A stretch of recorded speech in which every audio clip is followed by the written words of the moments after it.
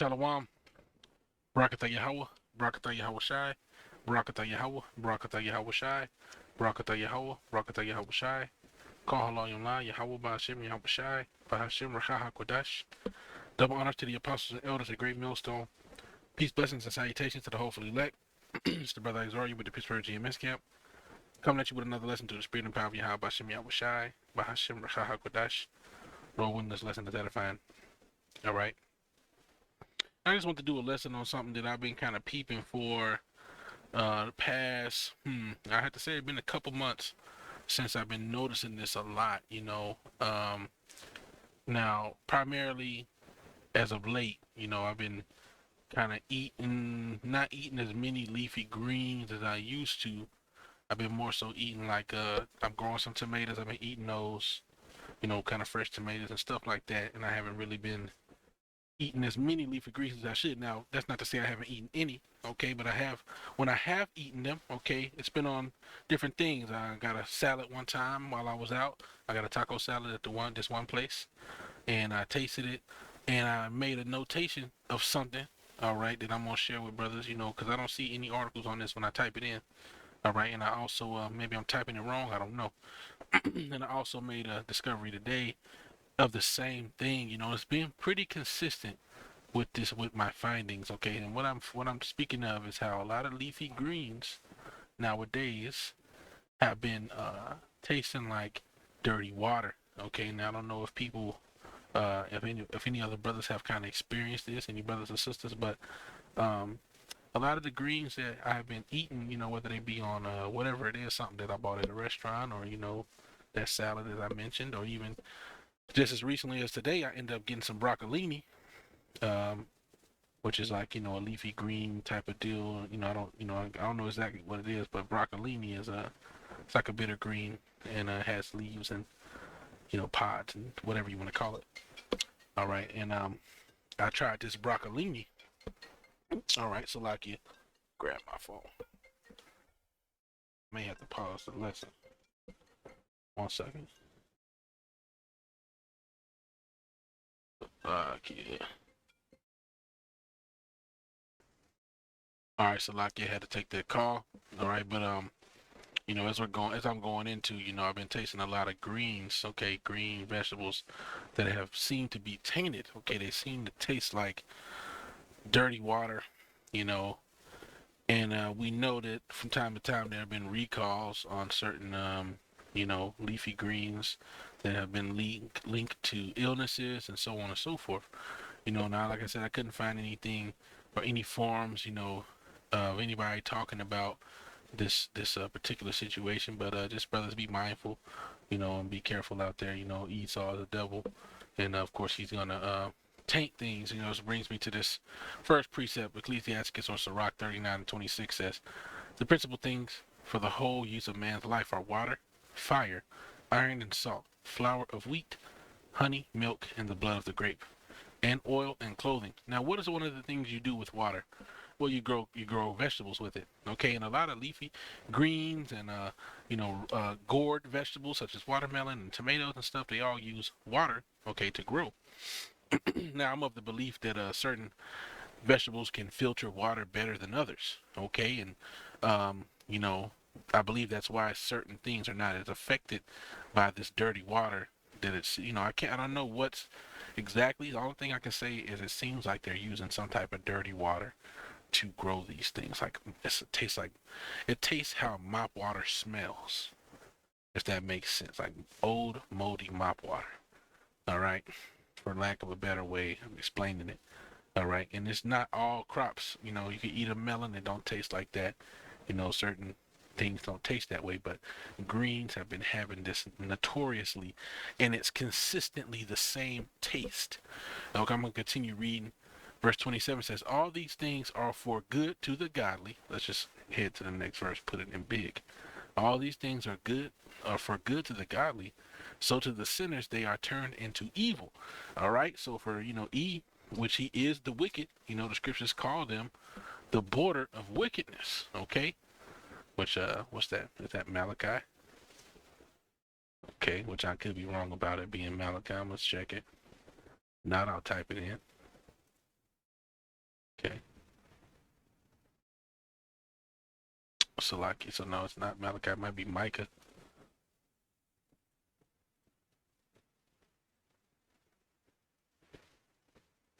And oh, see, so I'll be messing it up. Let's just look it up. Be forgetting the numbers, man, and all that sometimes, but let's just get it. You know.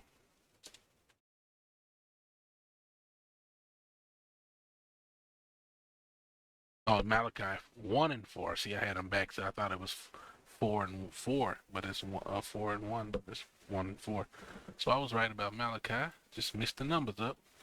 That happens a lot, so sometimes I quote. Anyway, let's go on. Malachi 1 and 4 says, "Whereas Edom saith, we are impoverished, but we will return and build the desolate places.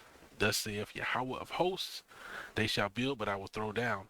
And they shall call them the border of wickedness, and the people against whom Yahweh have indignation forever." So when you think about something, when you think about the border of something, okay, um, whatever is inside of that border, you're going to be met with it. So let's say you come to a border of water. It's going to be water in that border. If you come to a border of wickedness, there's wickedness in that border. So if they're the border of wickedness, you know, they're the wicked people.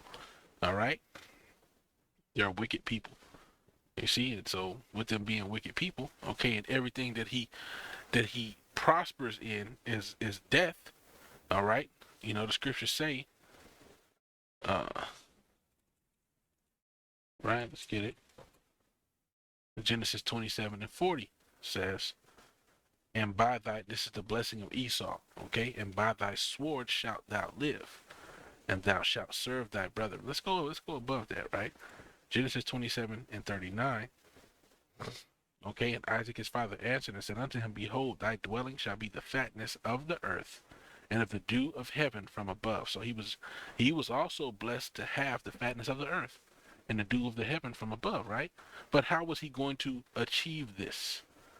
Verse 40. "And by thy sword shalt thou live." So by his sword, he would gain these different things. Okay, and part of his sword is his deceptive tactics that biological warfare. He has used this in the past, all right, to take care of the Native Americans, all right, and I mean, if he did it then, it's nothing stopping him from doing it again. Okay, just to say that and leave it there. All right, and by that sword shalt thou live, and thou shalt serve thy brother. So that was the point I wanted. Okay, everything he does, he lives by, is his sword. This technology can be weaponized. All right, things that seem to benefit you that can have a negative effect, such as Bluetooth. That kills you. Your technology radiates and emanates energy that destroys you and gives you cancer. Your water can give you cancer. Your food can give you cancer. And then you have these, E. coli tainted, you know, vegetables and things where it's like, damn, you trying to eat vegetables, but even them bitches is dirty, so it's crazy. So anyway, um, I read that. So let's move on, okay, and then I'll kind of wrap it up because and it gave you the principal things for life, which before the lesson I was looking at it and saying, well, it don't say vegetables, but the scriptures say that I've given you every herb, right? Green herb, meat, okay, and you need water to grow herbs. All right, Genesis 1:30, right, is where he told them. Genesis 1:30 says, "And to every beast of the earth, and to every fowl of the air, and to everything that creepeth upon the earth wherein there is life, I have given every green herb for meat," and it was so. So everybody ate the herbs at one point, okay? And then it was ordained for us to eat clean animals in the book of Genesis 9:3, as you can see, everything that liveth shall be meat for you. Okay, which we know that there are still unclean animals that are not included in that for those people who like to say everything. No, not everything. You don't be eating no swine and no shrimp and all that, lobsters and stuff. All right, so let's read this Ecclesiastes 38:4. Okay, to further show that the herbs, all right, are medicine and they can be healthy. All right, but in their tainted form, if you find that they are tainted, you should avoid them. Ecclesiastes 38:4 says, "The Lord hath created medicines out of the earth, and he that is wise will not abhor them," meaning you will not avoid them. Okay, but Esau's changing that to where you got to be mindful of the herbs you eat now, unless you grow them yourself. All right, you grow them yourself, then you can know what's going in them, and you can avoid them coming out nasty.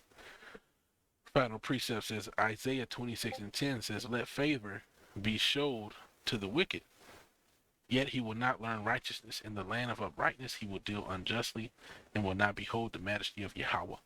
Okay, and favor shown to Esau right now with him having the fatness of the earth, but he's not going to learn righteousness. He's going to continue to do wickedness, and you're going to have mop water chasing vegetables and things like that going on. So Lord willing, you were edified with that. Just be mindful of what you eat and knock out, and just be selective. We got to do the best we can. With that, I want to give all honor, glory, and praise to Yahweh Bashem Yahweh Shai Bashem Rukaha Kodash. Dumb honors to the apostles, the elders, a great millstone, peace, blessings, and salutations to the hopefully elect. With that, I want to say Shalom, Wa Baba Ball, Shalom.